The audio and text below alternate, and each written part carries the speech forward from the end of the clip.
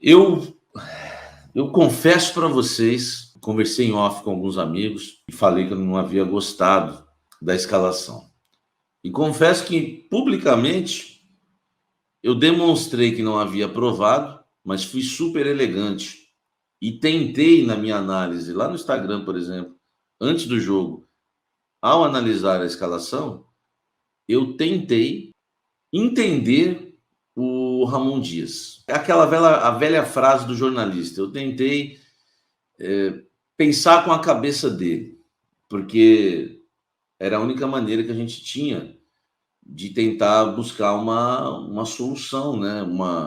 Um entendimento, uma explicação para a escalação do Ramon Dias, que mostrava já, né, desde o início, que a gente perderia o meio-campo, principalmente pela formatação.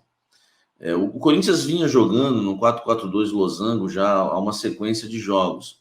Houve melhoras no time por conta do esquema tático, mas houve melhoras também muito por conta dos reforços que chegaram e também, não vou negar, né, não vou ser oportunista, mas houve momentos que esse losango não deu certo. Eu pensei comigo, talvez ele mudou o esquema hoje, vai mudar o esquema hoje, porque o losango às vezes não se encaixou bem com o time do Flamengo, que joga num 4-2-3-1, enfim.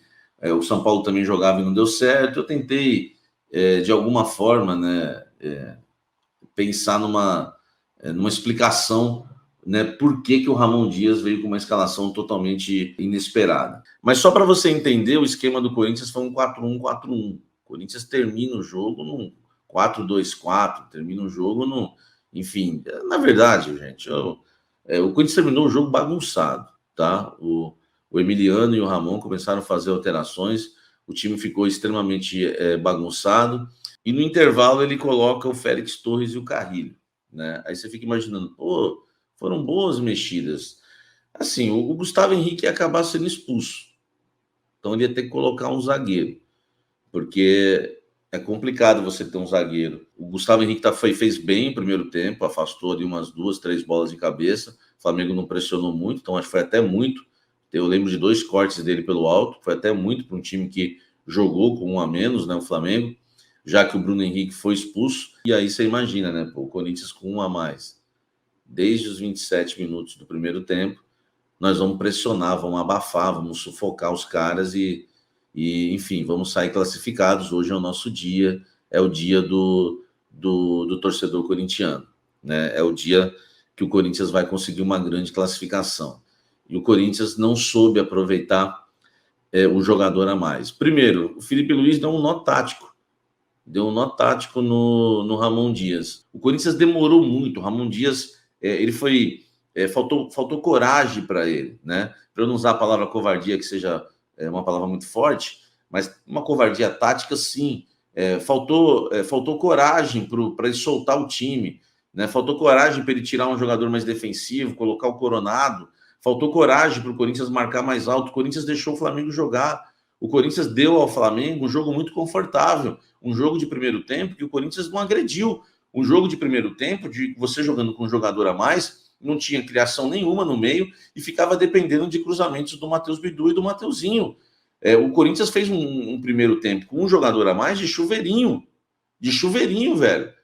Pô, aí deixou a partida bastante confortável para o Flamengo na primeira etapa e um meio campo, velho, totalmente inútil. Cara, o Ramon Dias entregou a classificação do Flamengo, porque ele errou na escalação nos 2 jogos.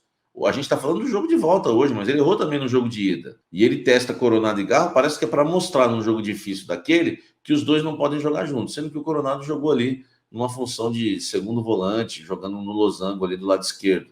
Não me agrada ver o Coronado ali. Corinthians não aperta, não marca alto, Corinthians deixa o Flamengo tocar bola, deixa o Flamengo caminhar. E no segundo tempo, as substituições totalmente erradas, né, do Ramon Dias, tirou o Charles, demorou para colocar o Coronado. E aí, meu amigo, a grande lambança, né? O cara meteu Giovani e Pedro Henrique. Aí ficou Giovani e Pedro Henrique abertos, né?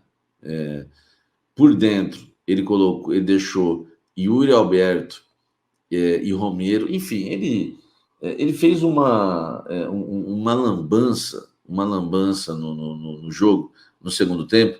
O Corinthians estava uma bagunça. Sorte do Corinthians que o Michael talvez não viva um grande momento, não sei se é físico, falta de ritmo de jogo, que o Felipe Luiz não colocou o Michael para puxar os contra-ataques, que aí o Corinthians tinha até perdido o jogo e tinha saído hoje já eliminado com uma derrota. Às vezes você tem que fazer o simples, entendeu?